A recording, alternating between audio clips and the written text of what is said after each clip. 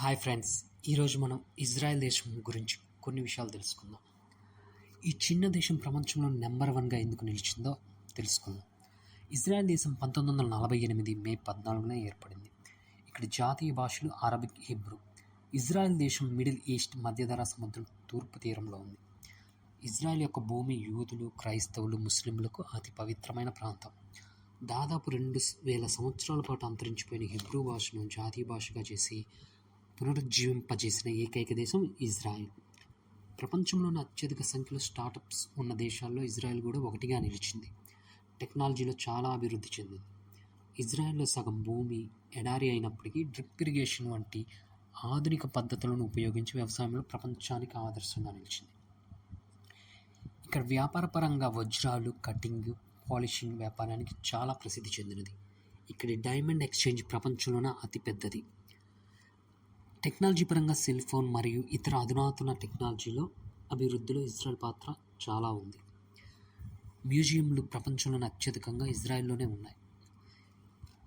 భూమిపైన అత్యంత లోతైన సముద్రం మృత సముద్రం. ఇది సముద్ర మట్టానికి 1300 అడుగులు దిగువన ఉంది.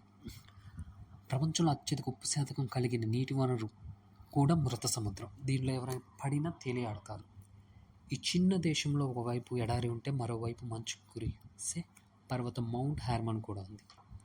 మధ్యధరా సముద్రం, ఎర్ర సముద్రం తీరాల్లో 100కు పైగా అందమైన బీచ్లు ఉన్నాయి. ఇజ్రాయెల్ అండ్ పాలస్తీనా కొన్నేళ్లుగా భూభాగం పరంగా కొన్ని వివాదాలు ఉన్నాయి.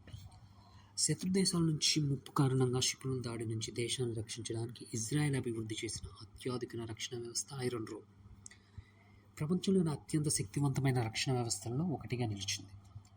ఇక్కడ 18 ఏళ్ళు నిండిన ప్రతి పౌరుడు తప్పనిసరిగా సైన్యంలో పనిచేయాలి. దీనివల్ల ఇజ్రాయెల్ సైన్యం చాలా పటిష్టంగా ఉంది. ఇజ్రాయెల్ ఒక చిన్న దేశమైనప్పటికీ అద్భుతమైన చరిత్ర, టెక్నాలజీ మరియు పటిష్టమైన సైనిక వ్యవస్థను కలిగి ఉంది. అందుకే ఈ దేశం ప్రపంచంలో ప్రత్యేక స్థానాన్ని సంతరించుకుంది.